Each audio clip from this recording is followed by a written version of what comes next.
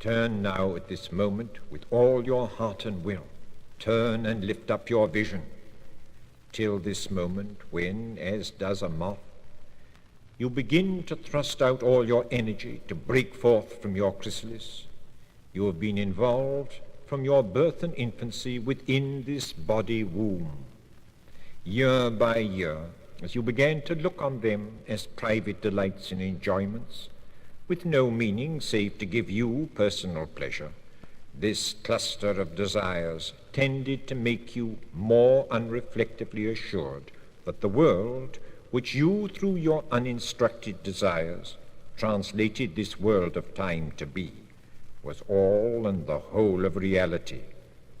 Yet time and again you were reminded that this shallow interpretation, though at first not wholly misleading, or indeed unnecessary, was partial, extemporaneous, provisional, fleeting.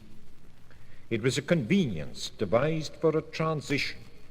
It was a frail bridge, a bridge of ice, over which a man may pass swiftly and lightly, but on which he must not stay, and on which he must not build. For the sun of eternity must ultimately arise, and the bridge must melt. It was a guide rope given to you when you had to pass through a dark passage. Now that you have emerged, you must no longer cling to it. Let it fall and stand free. For at this moment you are about to be confronted with that which you may in no wise seek to avoid, but to which you must give with all your strength answer and full dismissal.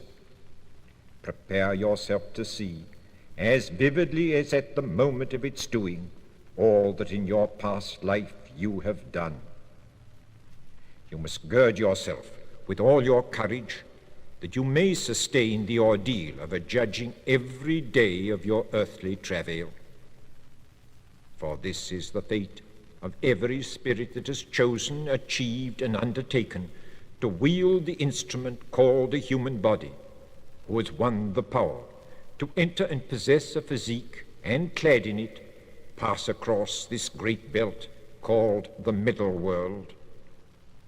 And it is the perfect justice which rules that no one but you shall, may, or can judge your record. None but you who wrote it shall pass judgment upon it.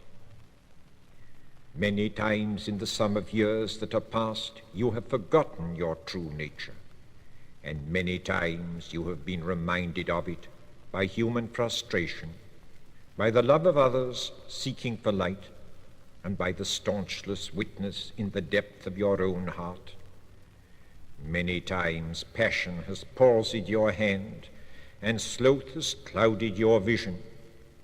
Yet many times, through the deepest of all conviction, you permitted your hand to transmit the touch of divine direction, and your tongue to speak the word which sounded even in the world's tumult as the creative voice of faith, and which was, therefore, in spite of your stammer of hesitation and timidity, the statement of the truth which keeps faith alive in the middle world.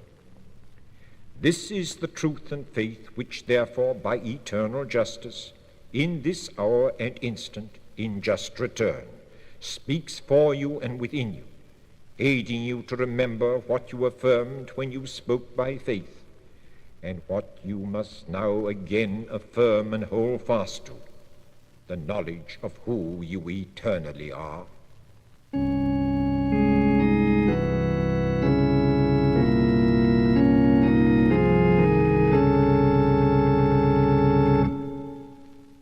Now arise, go forward, see what unfolds before you, face what you have done, know what you have been, on no account deny that this is what you did, this is what you were, but on no account be deluded into thinking that what is only a memory is still actual.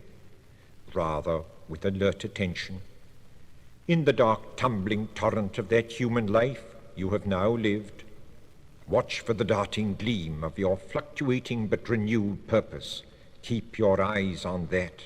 Watch as an angler watches beneath the waves and foam of the cataract's surface, following the driving glitter of the silver-mailed salmon, as arrow-wise he lunges upward, wrestling against the incessant surges of the falls that would dash him and break him against the rocks, and sweep him helpless, headlong, down to the abyss of that dark ocean, bitter and still, where all effort ceases.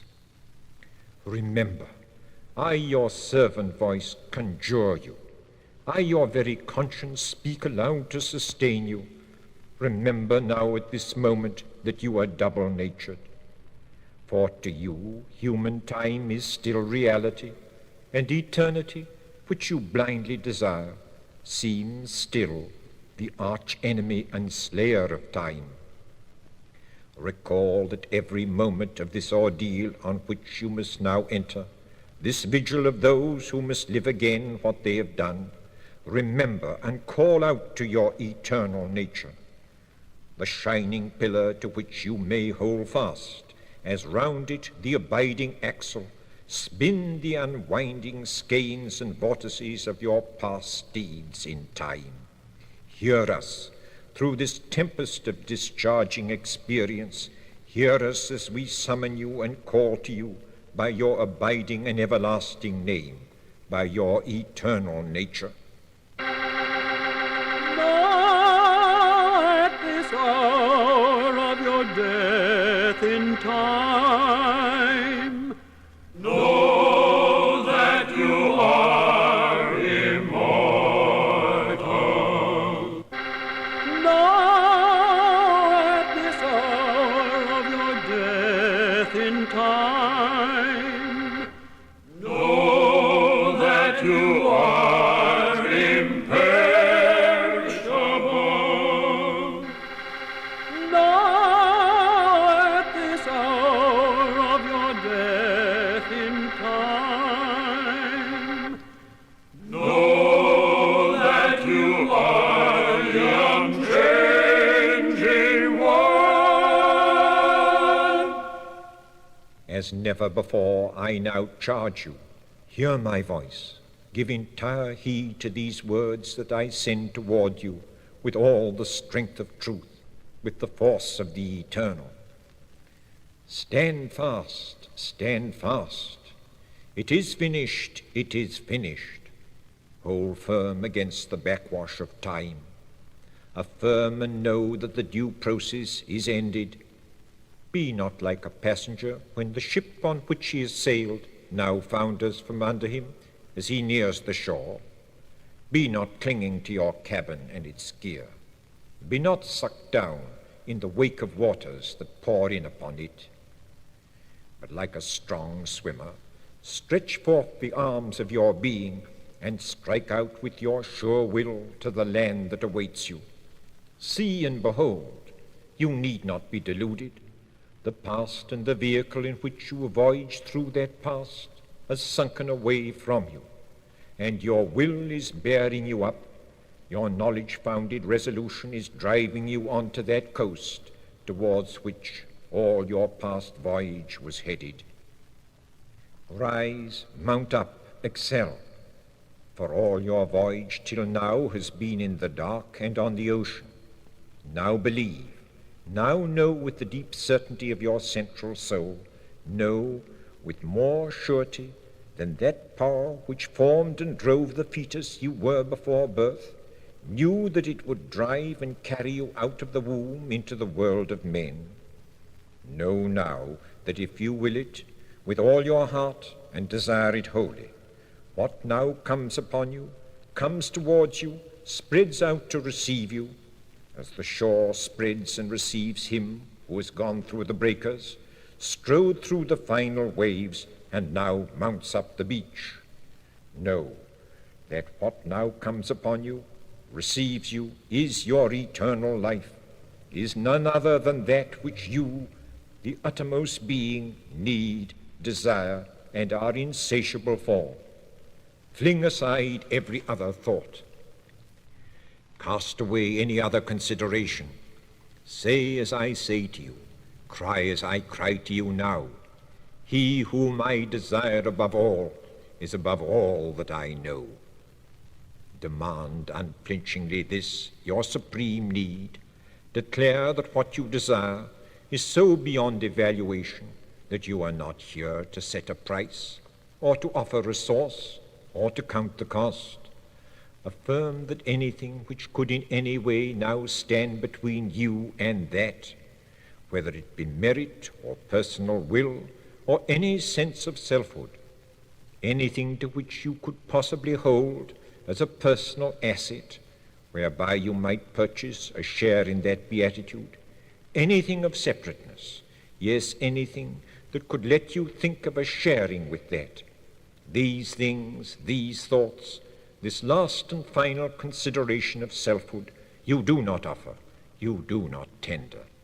No, you cast them away as the ultimate but subtlest illusion, the final cunning attempt of the remaining shadow of the ego to cling to the finest state of separateness, to the last remnant of duality, like a lying miser to hide away the last gold dust of avarice.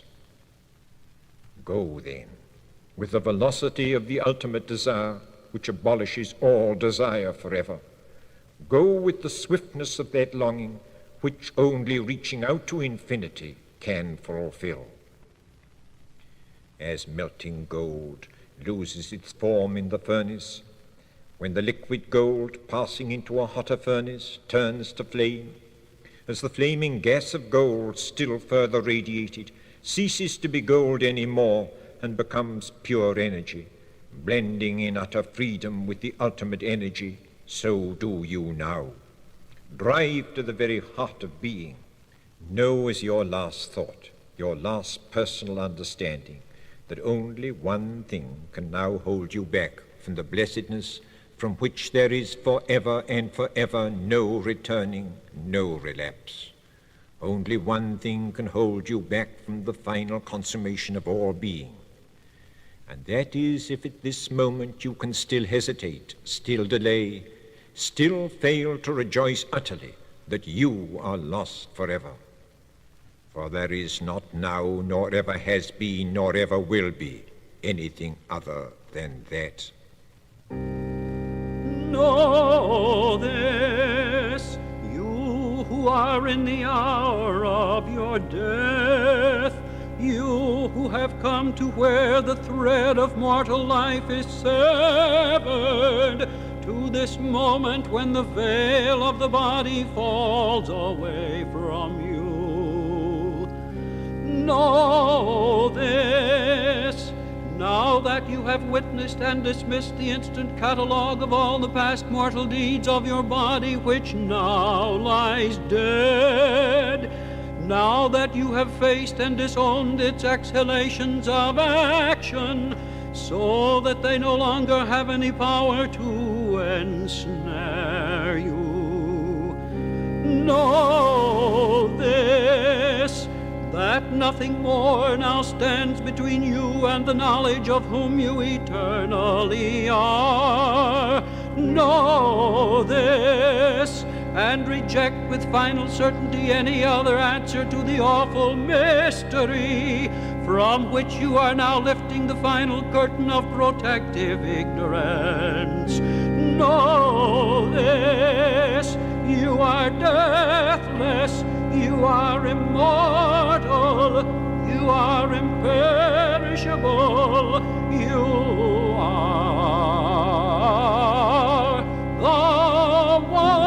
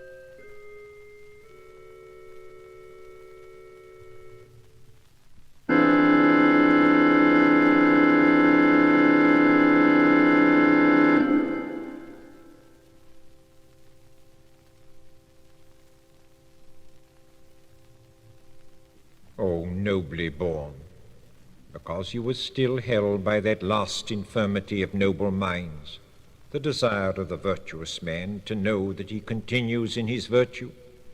You have chosen to stop short of that ultimate being, which must yet be your final destiny.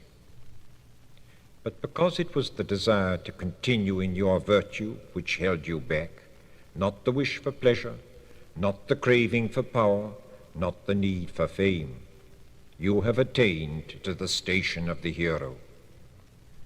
Know now that you are arrived where you will be the champion of the good, the inspirer of action in time and of victory in this world. We therefore hail you, salute you, call upon you. Lead us when we waver, because we are weak, cowardly, slothful, beset by lassitude, and an all too willing ignorance. Inspire us when we would escape from our ordeals. Encourage us when we would sink into selfish despair.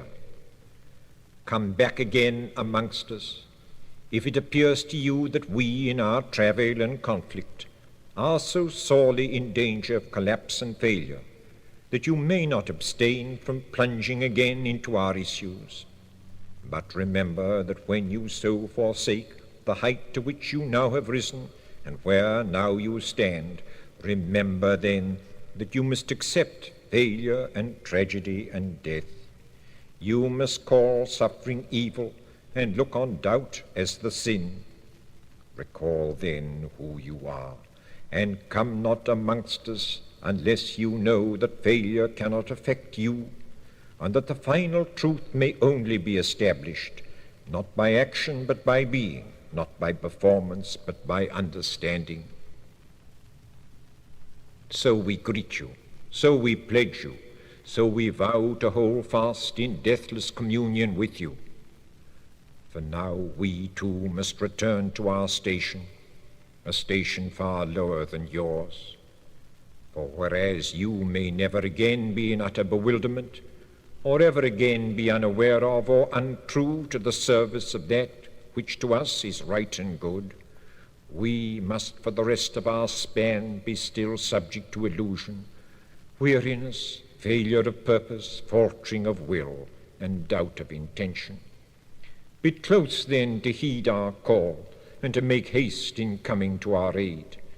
And when, after the few unknown years that remain, we too shall follow after you, whither you have passed, and to where this day you have mounted, then do you stand fast beside us as we pass the rapids and ford the flood, that we too may pass through, win to the other shore, and mount to that station which we have truly desired.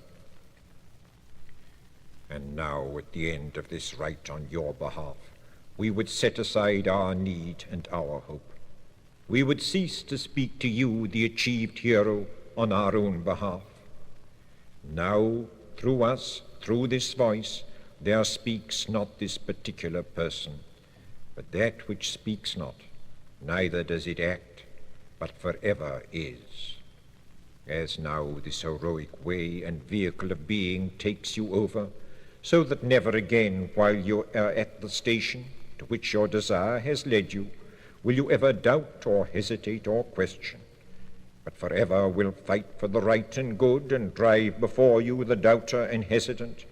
Now remember and hide deep in the heart of your heart, which even yet is unsatisfied, the knowledge that this lofty station, which is now yours, this noble life, with which at this hour you have endued yourself, and on which you have now entered, is not the final truth, the ultimate reality.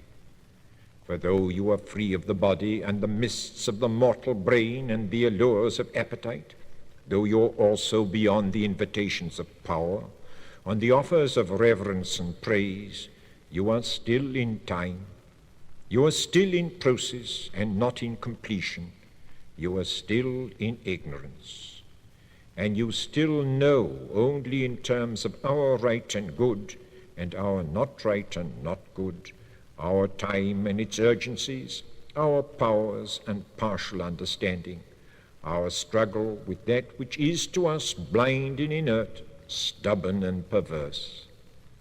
So remember this against the time when even this high heaven in which you now dwell, this paradise itself must pass away. Rest not, therefore, in any of these joys of a beauty you may create, a love that you may reward, a truth that you may distribute and impart. For all these joys are in time. All these triumphs and each noble and victorious peace are not eternal. They must pass away. Be not, as we are told were the primal gods, caught in the temporal felicity of a being beyond suffering, the captive of a staunchless self-satisfaction.